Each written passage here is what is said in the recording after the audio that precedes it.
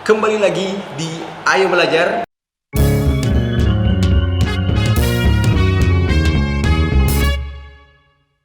Sama saya Gilbert Santoso. Setelah sebelumnya kita sudah melihat tentang kasih karunia yang dikerjakan oleh Yesus Kristus. Hari ini kita akan belajar siapa Yesus Kristus itu. Yang pertama kita akan melihat tentang keilahian Yesus Kristus atau kealahan Yesus, di mana Yesus adalah 100% Allah. Nah, apakah yang menjadi bukti bahwa Yesus itu Allah? Padahal menurut catatan sejarah dan lain sebagainya, ya dia adalah manusia biasa yang hidup pada abad pertama. Jadi mari kita lihat yang menjadi bukti bahwa Yesus adalah Allah adalah kebangkitannya. Semua tokoh-tokoh agama yang begitu hebat bisa kita sebutkan, mereka mungkin mengajar dengan luar biasa, mereka mungkin menunjukkan perbuatan yang begitu luar biasa, tapi semuanya takluk kepada maut atau kematian. Hanya Yesuslah yang menunjukkan bahwa dia sungguh-sungguh Allah dengan menaklukkan kematian itu, dengan menaklukkan maut itu melalui kebangkitannya di atas, melalui kebangkitannya mengalahkan maut. Nah, di dalam Kejadian 3 ayat 15 seperti yang sudah kita pelajari bahwa itu adalah nubuatan tentang Yesus Kristus. Di situ menunjukkan bahwa dia mengalahkan dosa itu, dia mengalahkan maut itu. Kemudian yang menjadi bukti yang menguatkan bahwa Yesus Kristus itu betul-betul bangkit, kalau di dalam Roma pasal 1 ayat 4, Rasul Paulus mengatakan, dan menurut Roh Kekudusan dinyatakan oleh kebangkitannya dari antara orang mati bahwa ia adalah anak Allah yang berkuasa, Yesus Kristus Tuhan kita. Kebangkitannya menyatakan bahwa ia adalah anak Allah yang berkuasa. Bahkan ia berkuasa atas maut. Rasul Paulus juga menyatakan dalam 1 Korintus pasal 15 ayat yang ke-17, dan jika Kristus tidak dibangkitkan, maka sia-sialah kepercayaan kamu dan kamu masih hidup di dalam dosa. Jadi iman Kristen kita hidup berdasarkan fakta yang dibuktikan bahwa Yesus sudah mengalahkan maut, bahwa Yesus sudah bangkit dari kematian. Nah, dari manakah kita mengetahui bahwa Yesus benar-benar bangkit? Kalau di dalam 1 Korintus pasal 15 ayat yang ketiga sampai yang ke-8, situ dikatakan bahwa sebab yang sangat penting telah aku terima sendiri bahwa Yesus mati di atas kayu salib, kemudian Yesus dikuburkan, kemudian Yesus bangkit, dan Paulus menjelaskan tentang kebangkitan Yesus yang dibuktikan oleh para murid, oleh 500 orang yang ada pada saat itu, kemudian oleh Rasul Paulus sendiri. Jadi dari sini kita dapat menyaksikan bahwa ada bukti-bukti yang sangat kuat, yang bahkan membuktikan dengan sangat kuat adalah bahwa Rasul Paulus ketika menulis surat Korintus ini itu masih berada di sekitaran tahun 70-an setelah Yesus mati. Jadi masih ada orang-orang yang hidup pada masa Yesus dibangkitkan atau pada masa kebangkitan Yesus. Jadi kesaksian dari Rasul Paulus betul-betul berdasarkan kesaksian yang nyata, fakta yang sungguh-sungguh bisa dibuktikan oleh orang-orang pada zaman itu.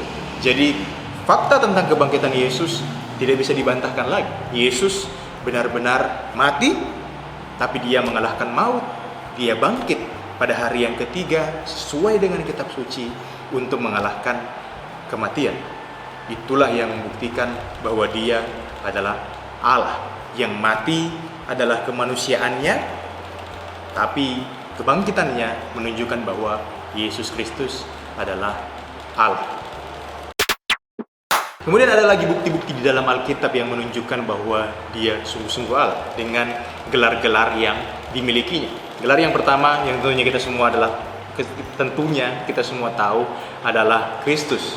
Gelar yang terpenting untuk menyatakan bahwa Yesus adalah Kristus atau juru selamat.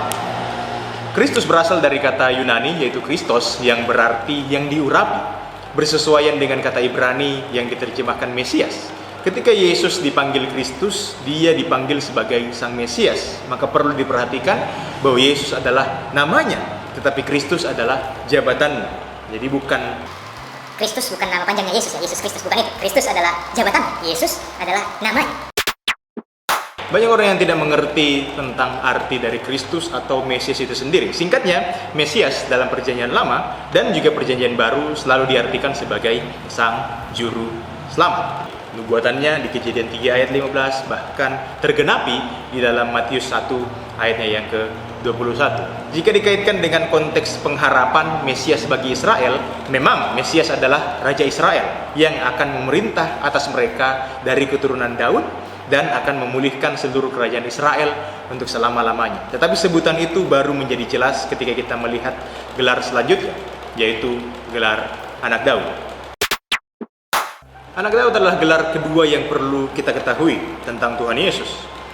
Anak Daud adalah gelar yang disematkan oleh kepada Yesus. Dan menurut Donald Guthrie, dia mengatakan bahwa gagasan tentang Mesias sebagai raja dari keturunan Daud dapat ditelusuri dari janji Allah kepada Daud.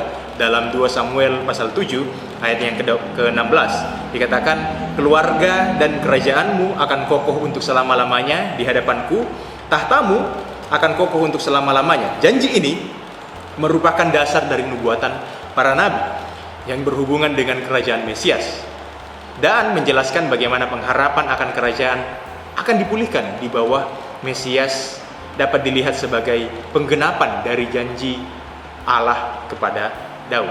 Para nabi mengharapkan seorang keturunan Daud, bukan suatu makhluk ilahi.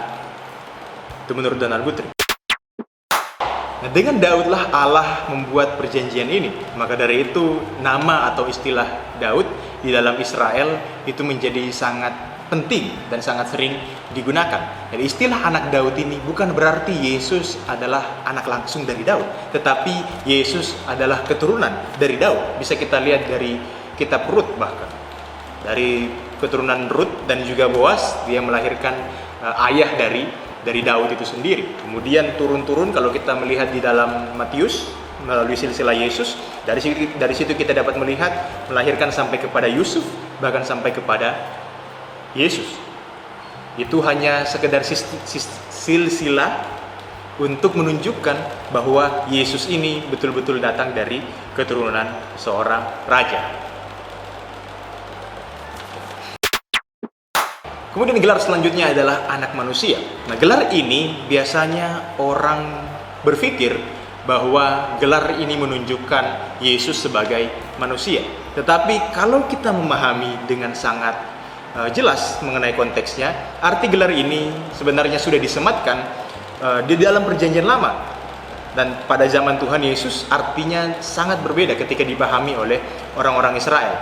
Kalau kita melihat di dalam Daniel pasal 7 ayat yang ke-14 dikatakan yang lanjut usianya itu memberikan kekuasaan dan kemuliaan dan sebuah kerajaan di mana seluruh manusia, bangsa-bangsa, dan bahasa-bahasa akan melayani dia.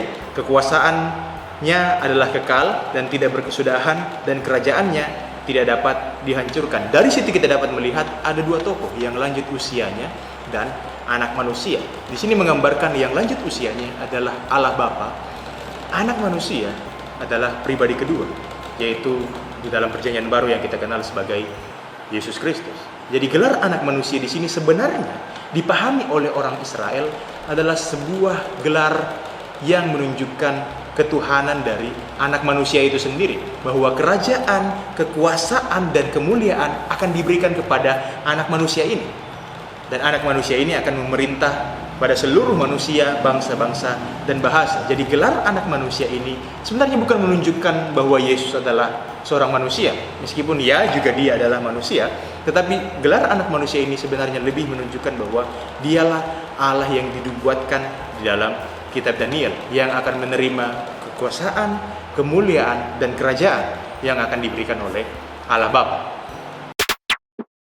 Yang terakhir adalah anak Allah. Nah, gelar ini sudah sangat jelas bahwa ini menunjukkan bahwa dia adalah anak Allah. Tapi bukan berarti anak sama seperti yang kita kenal dalam konsep manusia. Seperti ada orang-orang yang biasanya bercanda bahwa kalau Yesus adalah anak Allah, Siapa yang jadi bidannya? Bukan seperti itu konsepnya. Bukan anak Allah sama seperti yang kita kenal, bahwa dia adalah anak dari Allah. Nah, kalau Profesor Louis Berkhof menyatakan bahwa nama itu kadang-kadang dipakai untuk menunjukkan keilahian Yesus. Nama itu juga dipakai untuk menunjuk kepada keberadaan Yesus sebagai Allah, putra yang kekal.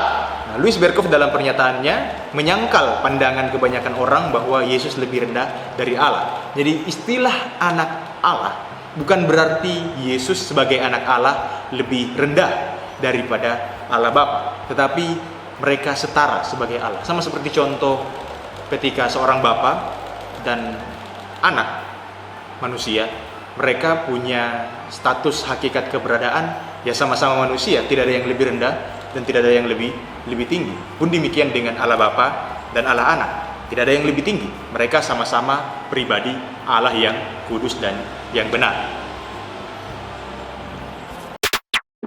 Kemudian kita akan membuktikan tentang kemanusiaan Yesus. Karena bagaimana kita bisa menyatukan konsep antara dia Allah dan dia juga manusia? Kecuali kalau sama seperti Hercules mungkin, yang adalah manusia setengah dewa. Tapi bukan lagunya Iwan Fals ya. Cari sendiri. Inkarnasi adalah jawaban dari itu semua.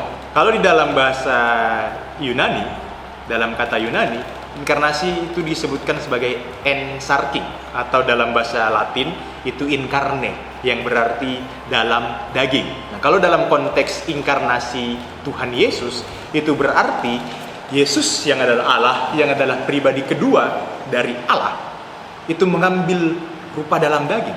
Sama seperti di dalam Yohanes 1 ayat 14, bukan? Firman itu telah menjadi manusia, firman yaitu Yesus. Kalau kita lihat di dalam Yohanes 1 ayat 1, bahwa firman itu adalah Allah, kemudian firman itu menjadi manusia, diam di antara kita telah melihat kemuliaannya, yaitu kemuliaan yang diberikan kepadanya sebagai anak tunggal Bapa, penuh kasih karunia dan kebenaran.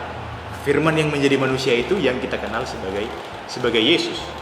Nah, itulah yang terjadi kenapa Yesus bisa menjadi manusia, karena dia yang adalah Allah yang maha tinggi mengambil rupa manusia, datang ke dunia ini. Tidak langsung menjadi dewasa, tapi mengambil rupa yang menjadi proses sama seperti manusia pada umumnya, di dalam janin Maria, kemudian dia dilahirkan, kemudian dia tumbuh dewasa. Itulah proses inkarnasi dari Yesus Kristus. Nah, jika Allah memang anak yang berinkarnasi menjadi manusia melalui kelahiran, bagaimana peristiwa kelahirannya tersebut?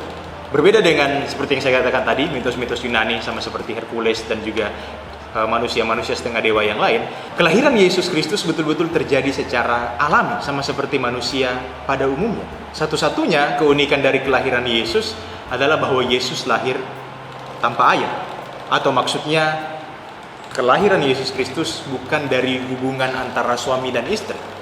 Itu kelahiran dari Yesus Kristus datang dari benih Roh Kudus. Kalau kita melihat secara terperinci di dalam Matius 1, bahwa Maria ketika melahirkan Yesus, dia adalah seorang perawan.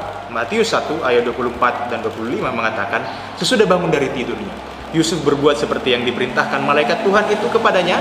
Ia mengambil Maria sebagai istrinya, tetapi tidak bersetubuh dengan dia sampai ia melahirkan anaknya laki-laki, dan Yusuf menamakan dia Yesus.